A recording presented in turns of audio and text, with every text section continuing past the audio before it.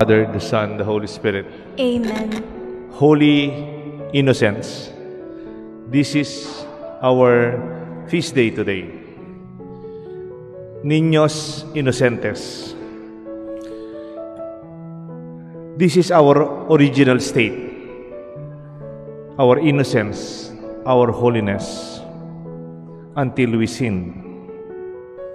Even in our legal system, we are innocent unless proven otherwise. Tayo lahat, kahit may nag-akusa sa'yo, the state, the eyes of the judge, the eyes of the government, would always look at you as innocent and protect your rights as an innocent person until they really prove it right.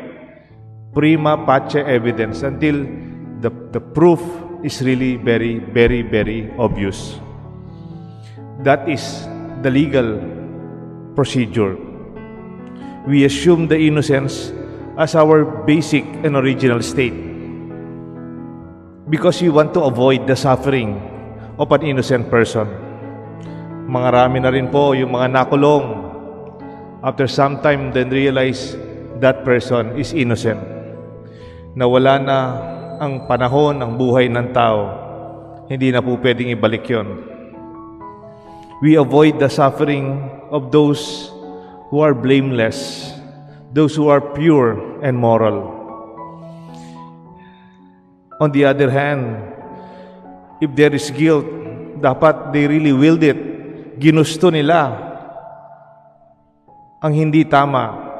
The intention and the desire is to cause harm and to do what is evil. Yun ang tunay na kasalanan. But without your will, without intending it, or without desiring evil or causing pain to others, my dear friends, I hope we realize that we do not prejudge other people.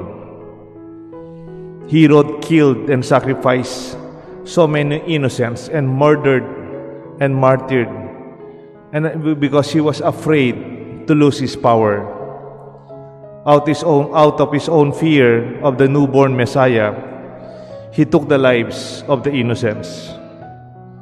He massacred all the boys in Bethlehem and its vicinities, 2 years and under. Herod prejudged and assumed guilt of the blameless, the sinless, the pure, the upright, and the moral. Nakita niyo po yung meaning ng prejudice. Prejudice. Avoid being prejudiced. Prejudice means you hold pre-judgment. Prejudice. Prejudice is prejudging a person as sinful or accuse a person's wrongdoing without respecting and protecting the name of the person concerned. Mag-ingat po kayo dito. Baka meron ka lang narinig. Baka meron lang sinabi sa iyo si Marites. Mare, ano ba yung latest? Yung mga nakukwentong maaga dyan, mga machismis, mag-ingat po kayo.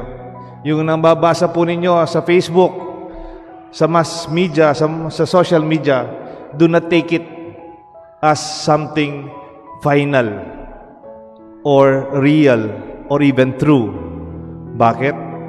Lalo na pag nakakasira sa pangalan ng isang tao. Lalo na pag nakakasira sa buhay ng isang tao. Lalo na kung nakakasira sa kinabukasan ng isang pamilya.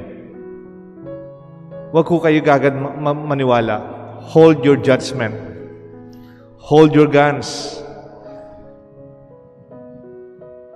Respect the person first.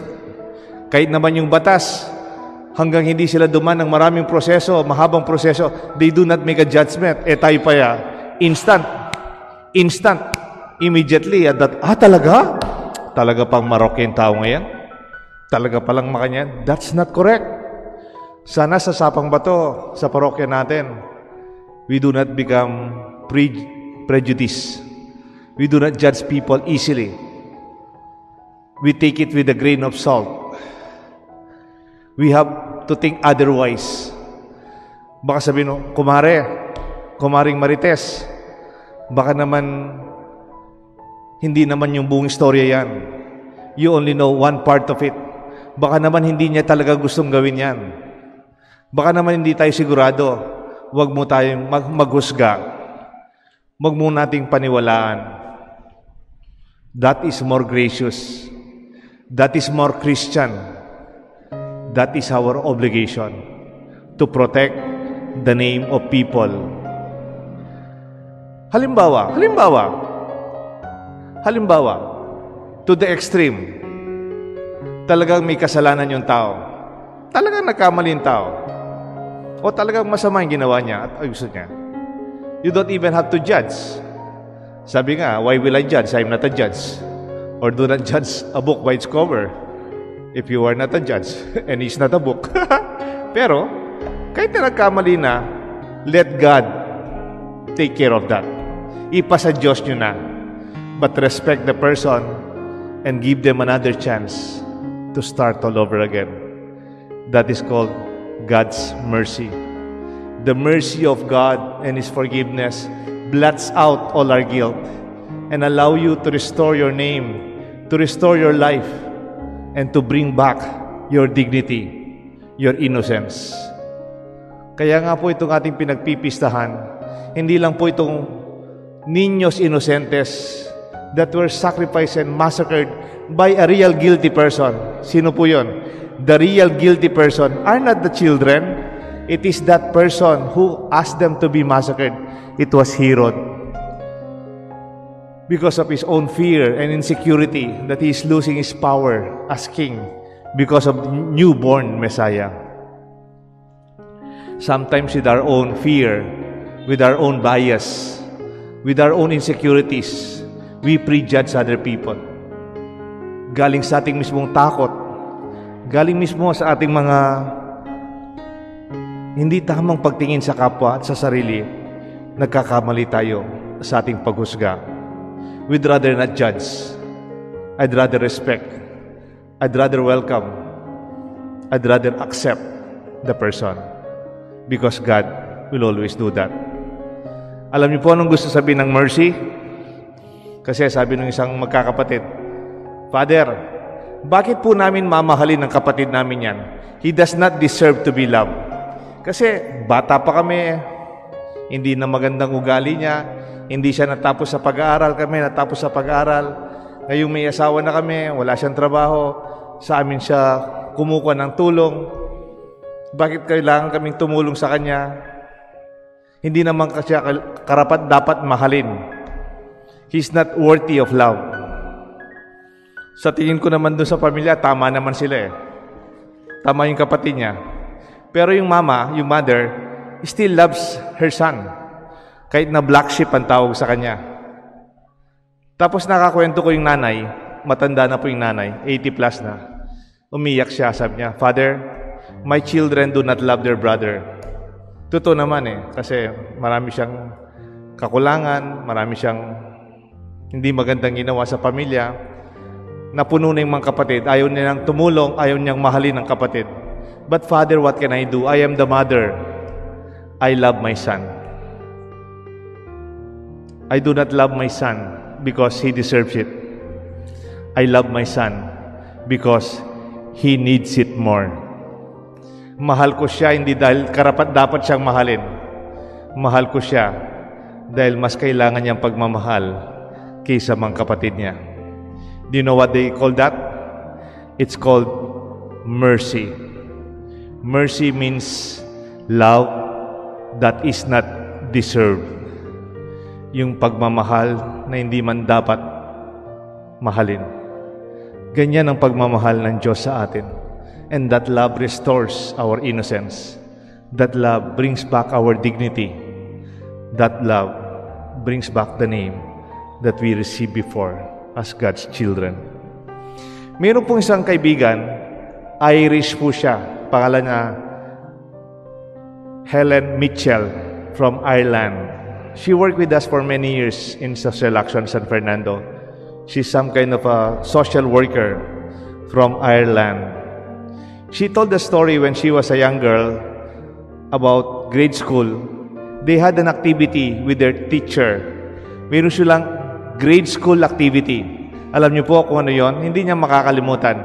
The teacher asked them to bring one toothpaste. Toothpaste. Could be big, could be small, whatever brand.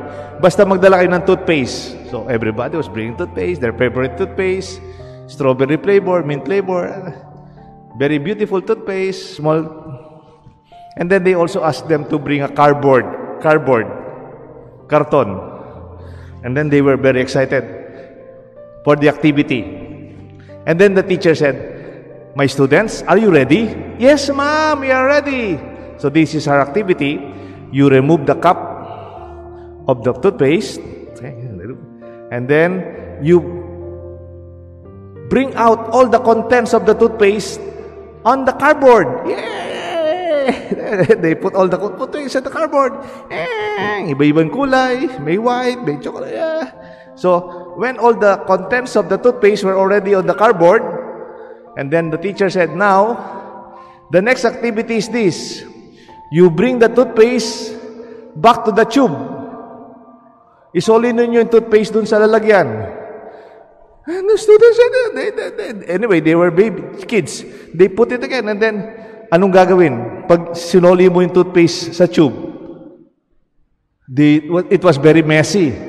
Talagang bubulala po gamot, mga denano keni, kalat-kalat, bubulain, kakabit na kakabit. And then after the activity, everything is very messy. Ano karusing. And unmissably, it was never brought back anymore. And then the teacher said, my friend Helen Mitchell would not forget. She was very young. The teacher said, "You see, students, when you talk about somebody, when you talk about somebody else, when you speak, it's like putting out the toothpaste from the tube. That's why be careful with what you say. Be careful when you judge people. Be careful what you say about other people. Because when you already said it, it's very difficult to bring it back. It will be very messy. In fact, it will be even painful. When you let go of your words and your judgments, please be careful. Take time. Think about it. Because when you realize you made a mistake in judging a person, it will be very messy and would not really bring it back anymore. In fact, it would also be very painful. That activity of my friend during their students' years, grade school, until now, she will not forget. I hope we have that lesson too. Mag-ingat po tayo sa pagsasalita natin. Kasi pag sinabi mo na, nasira na yung pangalan ng tao, hindi mo na yung mababalik yung sinabi mo. I pray that we will all also respect the innocence of persons. As the judge, even our government will say, we are innocent unless proven guilty. And even when you are guilty, God's mercy is also upon you. May God bless us all. The Father, the Son, and the Holy Spirit. Amen.